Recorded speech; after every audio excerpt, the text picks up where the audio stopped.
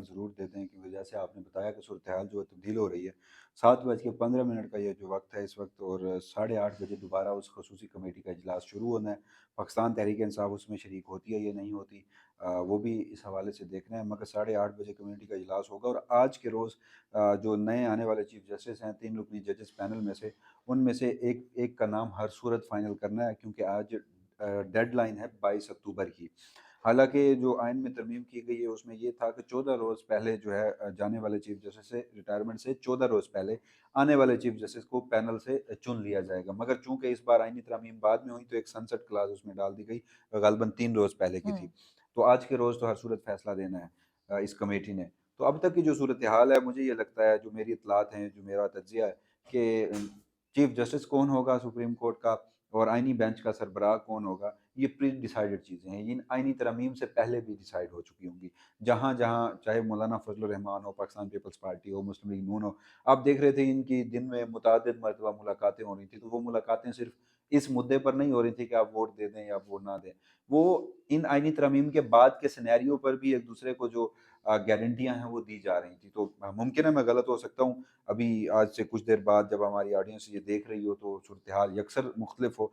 मगर जस्टिस मंसूर अली शाह का chief justice Pakistan बनने का कभी इम्कान है हाल तो कि वो उस तरह पावरफुल नहीं होंगे जो एक माजी का चीफ जस्टिस कोई भी होता।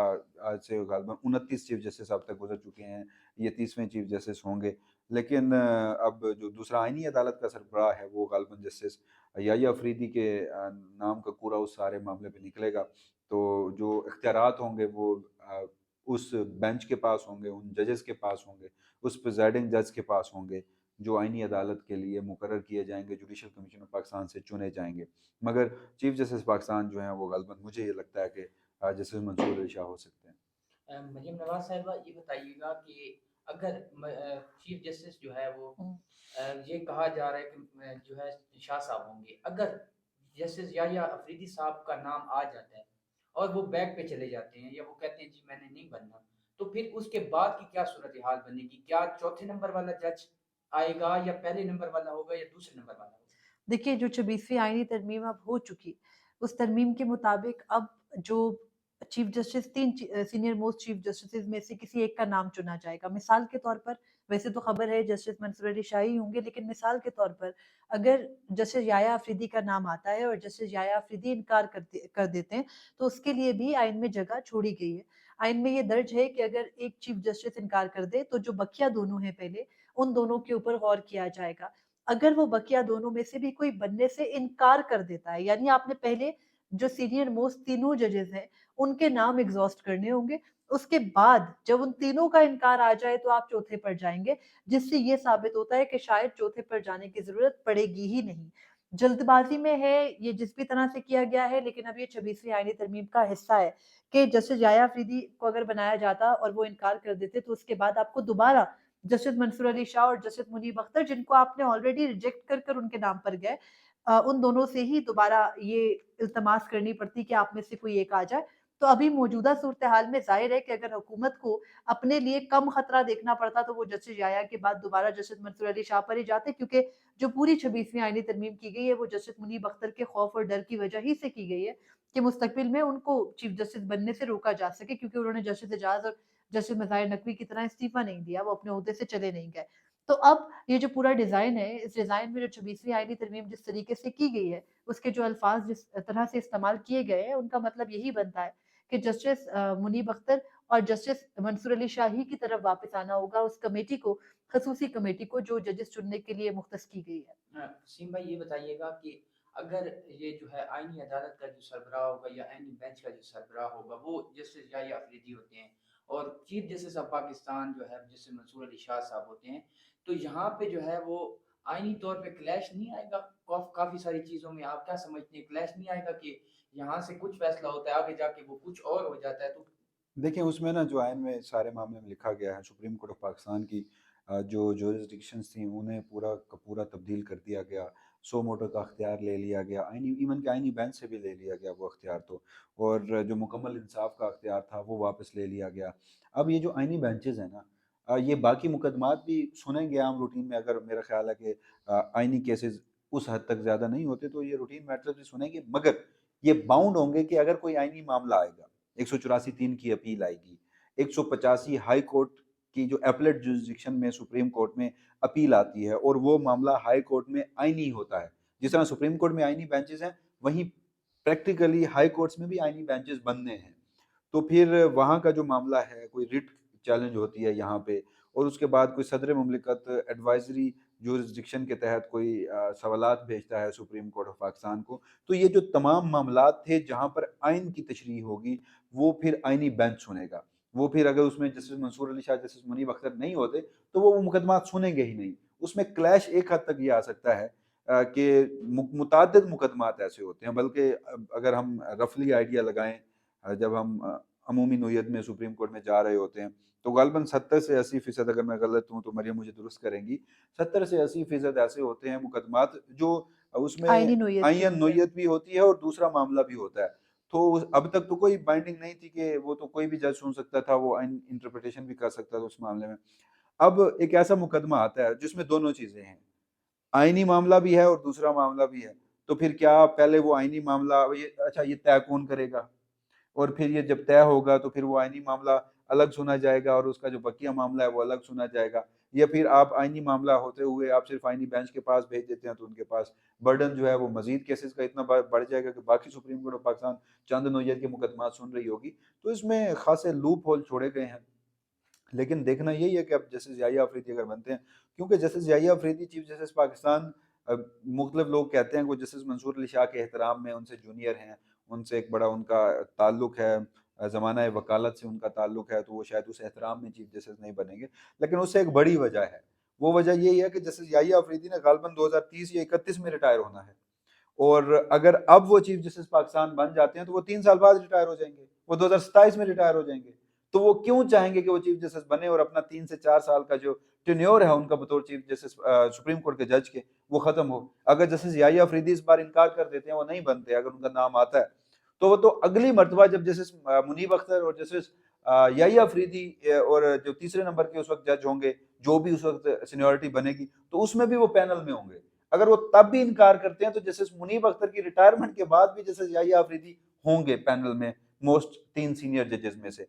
तो मुझे नहीं लगता कि वो इस सबसे बड़ी रीजन के बायस, अगर कोई वफाकी हुकूमत मिस एडवेंचर करने के मूड में है, कि आल्दो के कहीं ना कहीं पहले ये चीज़ें तय तो हुई थी कि जस्टिस मंसूर अली शाह होंगे, लेकिन वहीं पे जस्टिस मंसूर अली शाह को कुछ मुलाकातों के लिए मनवाया गया, उन्हें बुलाया गया कि हमारे साथ बैठ लें, कोई डील कर लें।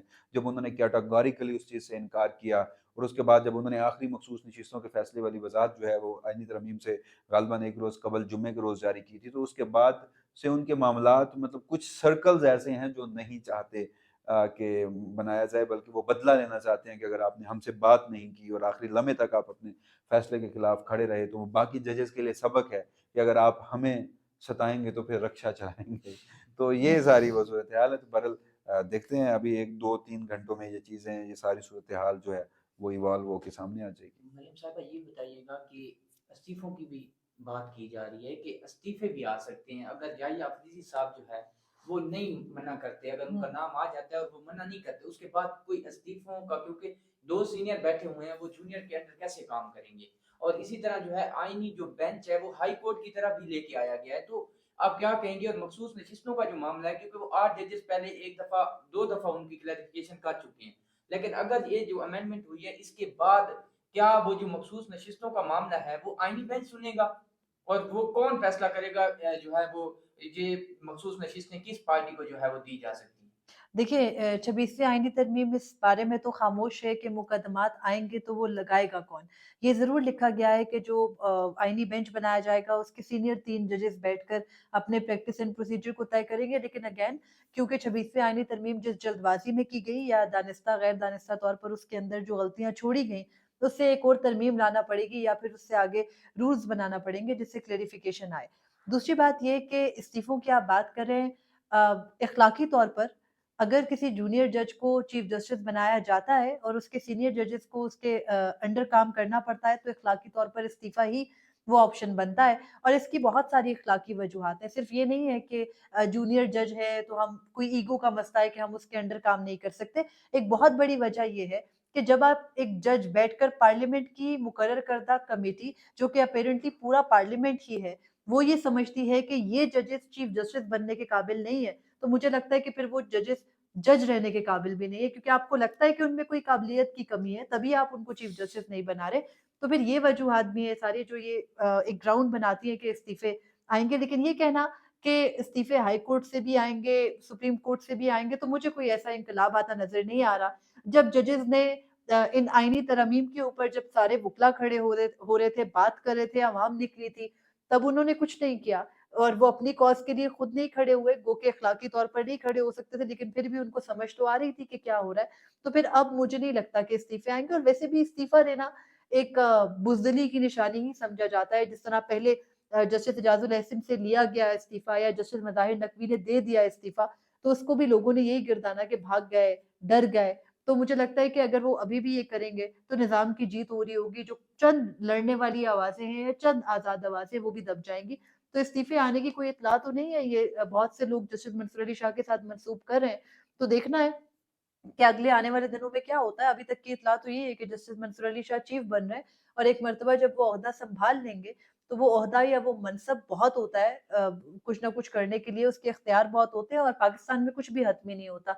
आज 26वीं आईनी तरमीम आई है, कल 27वीं 28वीं आके ये सब कुछ ओवरटर्न भी हो सकता है, तो हमें नहीं पता। इस मुल्क में जब फौजी एस्टेब्लिशमेंट को जो सूट करता है, वो उसको बदल लेते हैं। तो देखना आइंदा आने वाले दिनों में मज़ीद क्या होता है।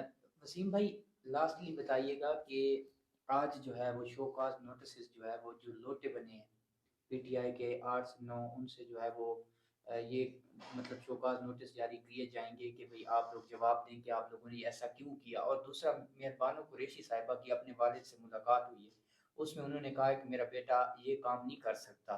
तो और ये बताइएगा कि ये जो अभी सारा सिनेरियो चल रहा है, तो इसमें पीटीआई किस जगह पे खड़ी है? ये आईनी तरमीम ये जो अभी होगी, या जो अभी 8 बजे जो इजलास है, इसमें वो शरीक होंगे या नहीं होंगे? अगर होंगे तो वो ये एक्सेप्ट कर रहे हैं कि हम ये इस आईनी तरमीम को मानते हैं, हालांकि उन्होंने वोट इसमें नहीं दिया। अच्छा, अब मानना या ना मानना वो एक अलग डिबेट है। देखिए, एक चीज़ आइन का हिस्सा बना दी गई है, वो जिस तरह से भी बना दी गई है, अब वो आइन का हिस्सा है। अब आप सुप्रीम कोर्ट में खड़े उनके वकील उसका रिलीफ भी मांगते नज़र आ रहे हैं, तो फिर मेरा नहीं ख्याल कि इससे बाइकआउट करना चाहिए। और ये उनके पॉलिटिकल मोटिव ज़रूर हो सकते हैं, उनका एक प्रिंसिपल स्टैंड ज़रूर हो सकता है कि हम इन आइनी तरमीम को नहीं मानते, लेकिन वो आपके आइन का हिस्सा है। जहाँ तक आपने दूसरी बात की, बानो कुरैशी साहब की साहिबा की, मैंने उनका वो जो आप हवाला दे रहे हैं दुरुस्त दे रहे होंगे, मैंने वो नहीं सुना। मगर जहाँ तक मुझे लगता है, मेरी जो पॉलिटिकल मेच्योरिटी मुझे कहती है, शाह महमूद कुरैशी जो हैं वो कंप्रोमाइज़ नहीं हुए होंगे। जैन कुरैशी साहब जो हैं उनके शायद कोई और मामलात होंगे खुफिया एजेंसियों के साथ। आजकल कोई पता नहीं लगता कि किसके क्या जो कमज़ोरियाँ हैं वो किसी और के हाथ में हैं और उससे आपको कंट्रोल किया जा सकता है। तो जैन कुरैशी वाला मामला जो है, एक तरफ तो दो एक्सट्रीम्स हैं, एक कहती हैं कि वो पार्लियामान में मौजूद थे, दूसरे कहते हैं कि नहीं, उनके मुताबिक प्रोपेगेंडा है। तो दोनों एक्सट्रीम में सच कहीं दरमियान में है, और उनके खिलाफ सस्पिशियस हर बातें बहुत ज़्यादा हैं। यानी जो हम उनके बयानात देखें, उनके ख़ानदान के बयानात देखें, तो गड़बड़ बहुत ज़्यादा है। जो कि सबसे ज़्यादा शॉकिंग था कि आपके वाइस कप्तान जिन्हें आप कहते हैं, उनके जो साहबजादे हैं, वही सारे मामले में आए। तीसरा, जो आप शोकॉज़ नोटिस की बात कर रहे हैं, इसमें पाकिस्तान तहरीक इंसाफ की इतनी बड़ी नाअहली है कि मुतअद्दिद लोग उनके ऐसे थे जो पीटीआई बैक्ड इंडिपेंडेंट कैंडिडेट थे। वो सुन्नी इत्तेहाद कौंसिल में जाने के लिए अपने एफिडेविट देते हैं, लेकिन इलेक्शन कमीशन जो है कुछ को पीएमएलएन का हिस्सा बना देता है, कुछ को काफ लीग का हिस्सा बना देता है, और 8 इनके ऐसे लोग हैं जो आज़ाद भी बच जाते हैं, जो किसी सियासी जमात में नहीं जाते। तो मेजॉरिटी उनकी ऐसी है कि जो वहाँ से वोट आए हैं, तो वो तो किसी सियासी जमात के थे ही नहीं, तो उनके ऊपर डिफेक्शन क्लॉज ही नहीं लगना। और अगर लगता भी तो इलेक्शन कमीशन ऑफ पाकिस्तान ने फैसले करने थे, और उनकी अपील सुप्रीम कोर्ट में आनी थी आईनी बेंचेस के पास। तो उनको भी बाकायदा तौर पर बताया गया था कि हम आपको नाअहल नहीं होने देते। तो अब भी इलेक्शन कमीशन भी फैसला नहीं करेगा, और अगर उसकी अपील सुप्रीम कोर्ट में आएगी तो वो भी उन लोगों के हक में आएगी। मरियम साहबा, ये बताइएगा लास्टली कि ये जो अभी तरमीम हुई है, कहा ये जा रहा है कि जो ब्लैकमेलिंग होती थी जजेस के खिलाफ, उनको हुँ। डरा धमका के जो फैसले लिए जाते, ये उसको स्टॉप करने के लिए एक दूसरा रास्ता निकाला गया, ताकि वो इस पूरे अमल से गुजर के जो है ना, उनको जो है ना घरों में कैमरे या ये जो सेटिंग की जाती थी उनको ब्लैकमेल करने की, उसको काम किया जा सके। आप क्या कहेंगे इस पे, बताइएगा। देखिए, बिल्कुल दुरुस्त कहा जाता है। वाक़ई जजेस के खिलाफ जो कुछ किया जा रहा था इतने अरसे से, वो अब नहीं किया जाएगा, उसका रास्ता बंद हो गया क्योंकि अब जजेस बाकायदा उनके मातहत हो गए हैं। पहले तो ज़ाहिर है वो आज़ाद थे, तो ज़रूरत पड़ती थी उनके घरों में कैमरे लगाने की, उनकी जासूसी करने की, उनके आज़ादाना फ़ैसलों को जगह-जगह उनको तनाज़ात का शिकार करने की। लेकिन अब वो ज़रूरत नहीं पड़ेगी ना, आपने अदलिया को बाकायदा एक गो के वो अलग एक सतून है आइन का, लेकिन आपने उसको मातहत कर दिया सियासतदानों के मातहत कर दिया पार्लियामेंट के, और उस पार्लियामेंट के जिसको बाकायदा फ़ौजी एस्टेब्लिशमेंट गो के वो भी उसके मातहत ही है, लेकिन फ़ौजी एस्टेब्लिशमेंट या हमारे जो इदारे हैं, खुफिया एजेंसियाँ, वो कंट्रोल करती हैं, और आपने बराह रास्त जब जजेस को उसी के नीचे कर दिया है, तो क्या फ़र्क पड़ता है? अब वो ज़ाहिर है उनको कोई तंग नहीं करेगा क्योंकि वो तो वो फ़ैसले कर ही नहीं पाएँगे ना जो इससे पहले वो कर रहे थे। आप अपनी मर्ज़ी के जज मुकर्रर करेंगे बेंच के अंदर, आप अपनी मर्ज़ी के केसेस के अंदर, क्योंकि मौजूदा वक़्त में जब आईनी मुकदमात आते हैं, तो वो मुकदमात बिलख़ुसूस हुकूमत के खिलाफ आते हैं। तो जब वही हुकूमत बैठकर या हुकूमती अक्सरियत बैठकर बेंच बना रही होगी, तो फिर तो कोई मसला होगा ही नहीं। ज़ाहिर है अपनी मर्ज़ी के बेंच बनाए जाएँगे, अपनी मर्ज़ी के सरबराह रखे जाएँगे, तो ज़ाहिर-सी बात है कि रास्ता तो रुक गया है ना, अब ज़रूरत नहीं है किसी जज को हरास करने की, क्योंकि आपने हर किस्म का एक हल ढूँढ लिया है। तो हमारे मुल्क में कुछ भी बेहतरी की तरफ दुनिया ऊपर जा रही है, हम कहीं वापस जा रहे हैं 80-90 की दहाई में, तो हमने कभी आगे नहीं बढ़ना। ये इसी तरीके से सिस्टम चलता रहेगा, लेकिन देखना है कि आइंदा आने वाले दिनों में क्या कोई मज़ीद बेहतरी लाने की कोशिश होती है या नहीं, क्योंकि मुल्क में जो एक वाहिद आज़ाद या कहीं उसके अंदर अवाम रिलीफ़ के लिए जाती थी, वो इदारा अदलिया था। तो आपने उसको भी अपने अंडर करके ये अवाम को पैगाम दिया है कि नहीं, आपके लिए बिल्कुल नो गो एरिया है ये मुल्क। तो देखते हैं हम आइंदा आने वाले दिनों में क्या सूरत-ए-हाल बनती है, क्या वाक़ई ही जजेस इसी तरह से इनके जिस तरह हम कहते रहे कि इस आइन के तहत चलने का मतलब पीसीओ के हल्फ उठाने के ही मुतरादिफ है, तो उसी के साथ चलते रहेंगे या फिर कोई बेहतरी का कभी निज़ाम लाने की कोशिश की जाएगी। तो अब कुछ दिन हैं जब तक ये 26वीं आईनी तरमीम के असरात आना शुरू होंगे, तो आपको भी रियलाइज़ होगा कि सुप्रीम कोर्ट को और हाई कोर्ट्स को किस तरह से गैर फ़ाल कर दिया गया है, और वो गैर फ़ाली की तरफ और जिस खला की तरफ और जिस एक नए क्राइसिस की तरफ हम जा रहे हैं, वो कुछ दिनों में क्लैरिफ़ाई हो जाएगा। कुछ दिनों में नहीं तो कुछ हफ्तों में, और फिर हमें समझ आ जाएगी कि 26वीं आईनी तरमीम का मोटिव क्या था। बहुत शुक्रिया वसीम भाई, मरियम बाजी, आपको